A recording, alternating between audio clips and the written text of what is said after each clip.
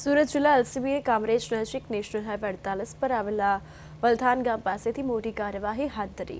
બાતમીના આધારે ગોઠવાયેલ નાકાબંધી દરમિયાન એક કન્ટેનરને રોકી તેની તલાશી લીધી તો બિલ વગરનો સિગ્નેચર પાન મસાલો જે છે તે મળી આવ્યો. અહીં પોલીસે અંદાજે 41 લાખ રૂપિયાની કિંમતનો પાન મસાલો તેમજ કન્ટેનર મળી કુલ 51.33 લાખ રૂપિયાનો મુદ્દામાલ જપ્ત કર્યો છે. આ જથ્થો જે છે તે હરિયાણાથી સુરત તરફ લઈ જવાઈ રહ્યો હતો. પોલીસ ચાલક દિલશા ખાન અને ક્લીનર શહેર ઝહીર ખાન જે છે તેની ધરપકડ કરાઈ છે, જ્યારે માલ ભરાવનાર શેખ આસિફ અને માલ મંગાવનાર મોનુ પરમારને વોન્ટેડ જાહેર કરાયો.